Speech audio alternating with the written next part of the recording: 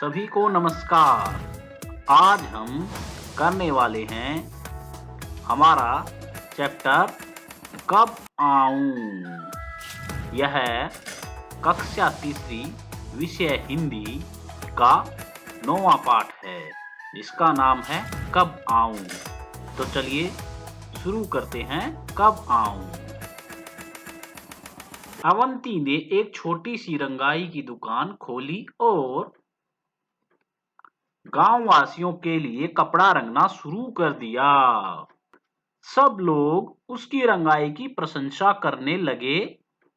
धीरे धीरे उसकी दुकान चल निकली। तो धीरे धीरे उसकी दुकान चल निकली। चल निकली इसका मतलब है उसकी दुकान पर अच्छा काम आने लगा। बहुत से ग्राहक आने लगे। अवंती की प्रशंसा सुनकर एक सेठ को बहुत ईर्ष्या महसूस होने लगी। तो बच्चों यहाँ एक शब्द हमने प्रयोग किया है ईर्ष्या। इसका अर्थ है जलन। कौन सा शब्द है वो? ईर्ष्या। इसका अर्थ है जलन।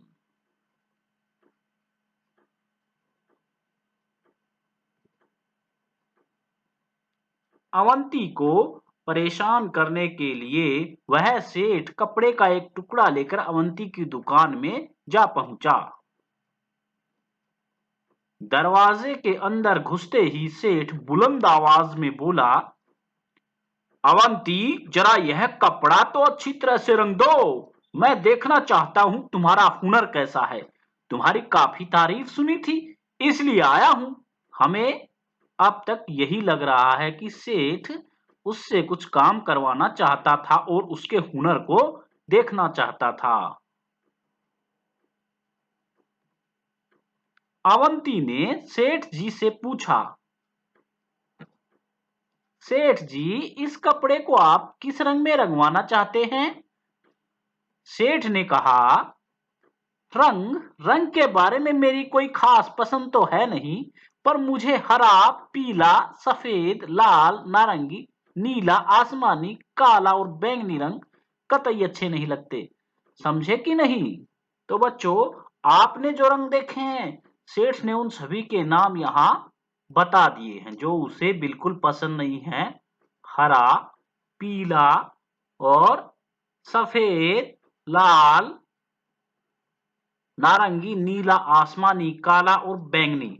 ये लगभग वो रंग हैं जो हम हमारे चारों ओर देखते हैं। अगर इन सभी रंगों को छोड़ दें तो हमारे पास ऐसा कोई रंग नहीं बचता है।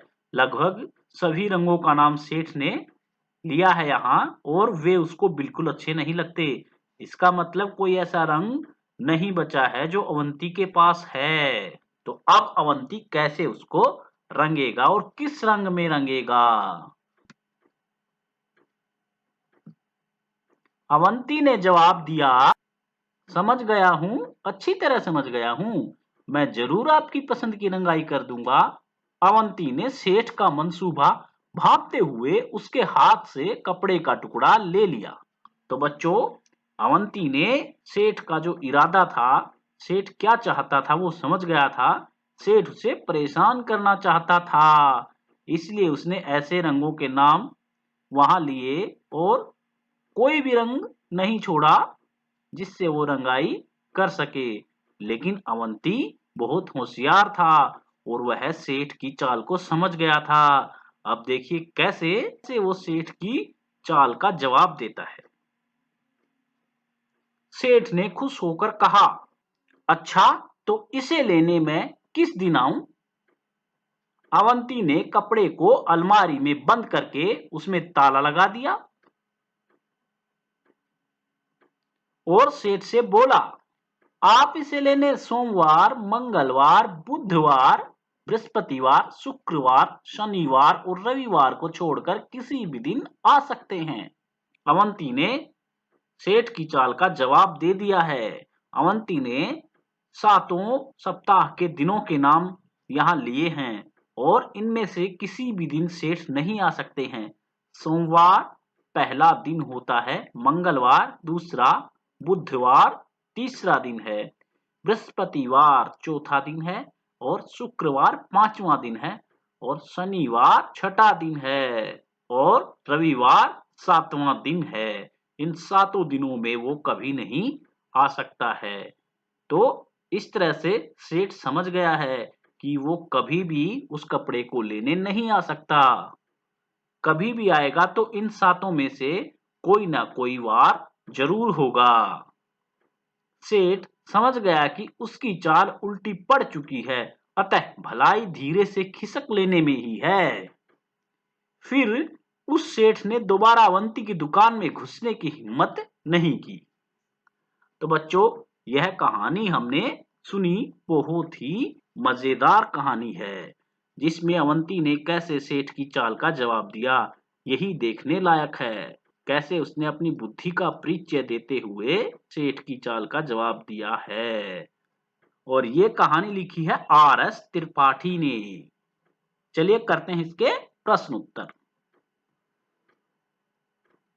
कहानी से सेठ ने किस रंग में कपड़ा रंगने को कहा? सेठ ने अवंती को ऐसे रंग में कपड़ा रंगने को कहा जिसमें कोई रंग न हो, क्योंकि वह कपड़ा रंगवाने नहीं, उसे परेशान करने आया था। अवंती ने कपड़ा अलमारी में बंद कर दिया, क्यों? अवंती को सेठ का इरादा समझ में आ गया, इसलिए उसने कपड़े को अलमारी में बंद करके रख दिया। क्योंकि अवंती सेठ का इरादा समझ चुका था और उसे यह भी पता था कि अब मैं उस कपड़े को कैसे अपने पास रखूंगा और मैं क्या सेठ की चाल का जवाब दूंगा। सेठ कपड़ा लेने किस दिन आया होगा?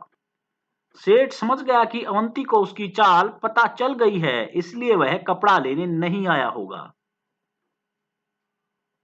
कौन छुपा है कहां?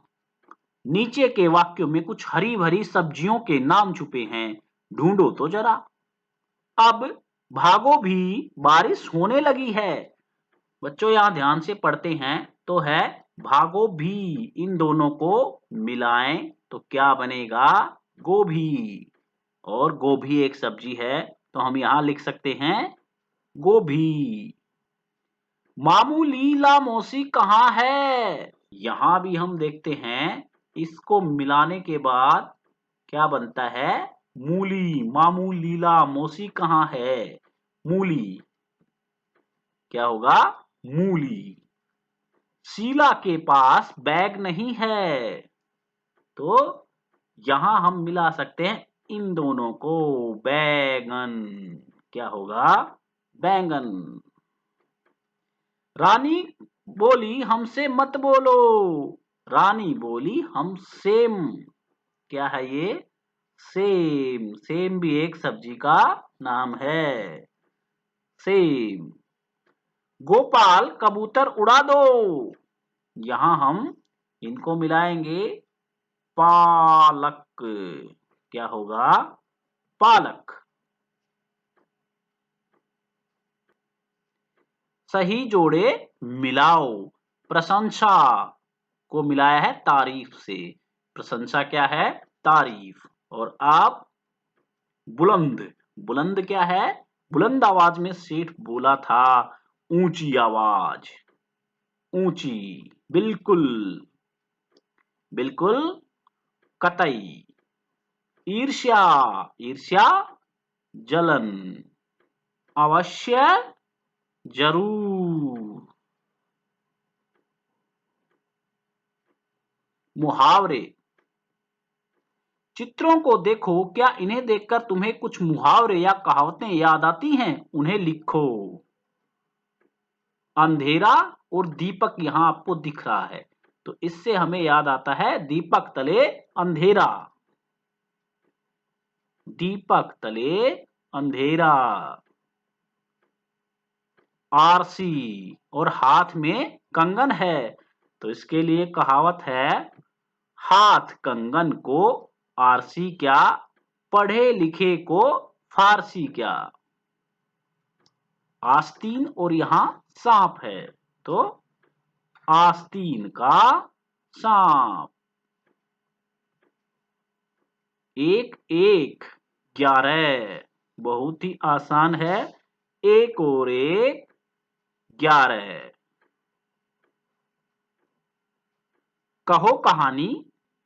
विद्यालय, गुरुजी, छुट्टी, बंदर, डंडा, पेड़, केला, ताली, बच्चे, भूख।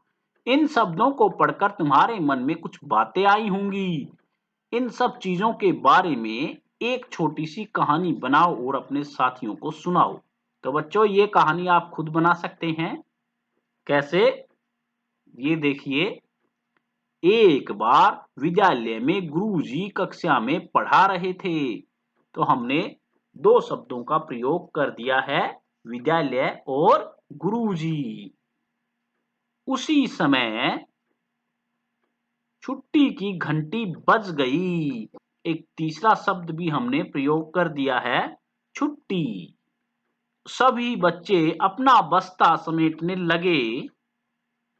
अचानक खिड़की के पास स्थित पेड़ से एक बंदर कक्षा में आ गया। अब हमने बंदर और पेड़ का भी प्रयोग कहानी में कर दिया है। बच्चे उसे देखकर चिल्लाने लगे। गुरुजी के पास एक डंडा रखा था। ये हमने डंडा शब्द का भी प्रयोग कर दिया है। वह उसी डंडे से बंदर को भगाने लगे, परंतु बंदर नहीं भागा। एक बच्चे के पास केला रखा था। हमने बच्चे और केला शब्द का भी प्रयोग कर दिया है। अब हमारे पास ताली और भूख दो शब्द बचे हैं। उसने तुरंत अपना केला बंदर के पास फेंक दिया। बंदर भूखा था, इसलिए केला उठाकर भाग गया। ये शब्द भी हमने प्रयोग कर दिया है। सभी बच्चे ताली बजाते घर चले गए। ताली शब्द का भी प्रयोग हम कर चुके हैं। इस तरह से हमने एक छोटी सी कहानी लिखी है, जिसमें इन तमाम शब्दों का प्रयोग हुआ है जो यहाँ दिए गए थे। आप भी इस तरह से अपनी खुद की कहानी लिख सकते हैं। समझदारी। रंगाई शब्द रंग से बना है, इसी तरह और शब्द बनाओ। रंग, रंगाई। इसी तरह से साफ क्या होगा? सफाई। चढ़, चढ़ाई। बुन, बुनाई। और इसी तरह से और भी शब्द हम बना सकते हैं। धोना से धुलाई, महंगा से महंगाई। इसी तरह आप कुछ और शब्द बनाने की कोशिश करेंगे। क्या समझे? जिन शब्दों के नीचे रेखा खींची है, उनका मतलब बताओ। मुझे बैंगनी रंग कतई अच्छा नहीं लगता। कतई का मतलब है बिल्कुल।